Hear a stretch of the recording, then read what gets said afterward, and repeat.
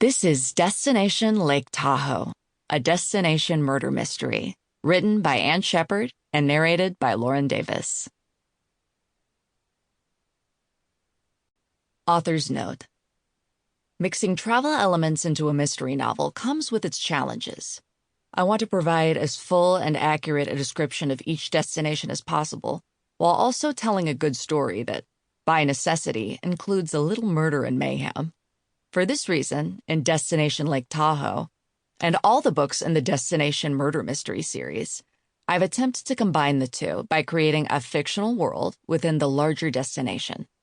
In this case, while evocative of the Lake Tahoe area, the lodge, the valley where it sits, and all the action that takes place there is a total product of my imagination. My thanks, as always, to all who helped bring this book to life, especially Jill Bastian, Erica Lance, Kathleen Machelot, Jen Paquette, Mark Sapoznik, Jordan Weiner, Valerie Willis, Jane Wortman, and Jeff Wolfe. Finally, I would like to dedicate this book to all my friends, both near and far.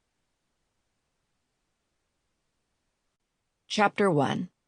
Best laid plans, am I right? I mean, I had been in some tough situations before.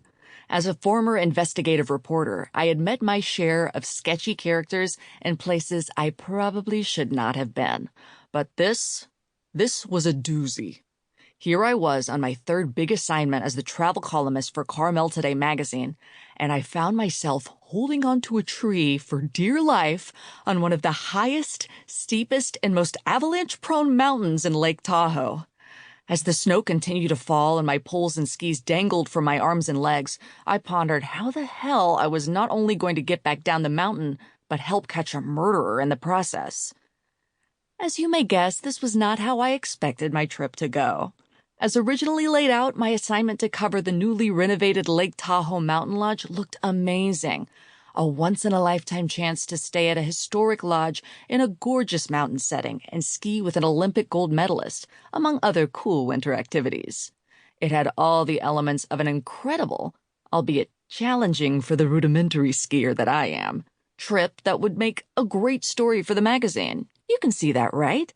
The truth is that ultimately it was incredible. You might even say illuminating. Even if it also included a massive snowstorm and the aforementioned murder.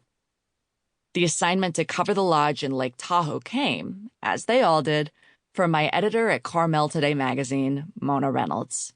A longtime family friend, Mona had lured me, Samantha, but everyone calls me Sam, Powers, into the world of travel writing 6 months earlier when I returned to Carmel by the Sea, California.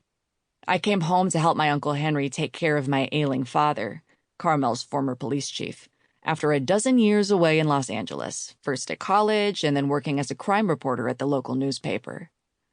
Mona had always been a bit of a role model for me. Also from Carmel, she worked for years in New York City as a features editor for Vogue magazine. My late mom had been her babysitter, so when I was young, Mona would visit us when she came to town. Tall, willowy, and always stylishly dressed, Mona had a thick shock of black hair that had morphed into a stunning silver now that she was in her mid-60s. In a way, there was a sort of symmetry to our relationship.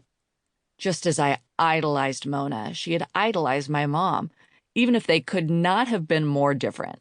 My mom, a flower-loving and flower shop-owning bohemian, and Mona, the ultimate fashionista. I, in case you were wondering, was neither of those things. Mona first mentioned the potential new assignment at my 35th birthday party, which was held at our family house out near Carmel Point. Yeah, birthday. I hadn't expected it to hit me, but I have to admit that it did. Mostly because so much else in my life was still in flux. I'm not sure where I expected to be at 35, which just sounded so adult. But it wasn't back in Carmel helping my uncle run the family home and care for my dad. The party also marked the first time that Uncle Henry and I had invited friends over to the house since I returned. They included some of my favorite people in the world, many of whom I hadn't seen since the death of my mother 10 years earlier. Others were new friends I met while researching my previous story, which focused on the Monterey Peninsula as part of a preview of the area for tourists attending. Sample complete. Ready to continue?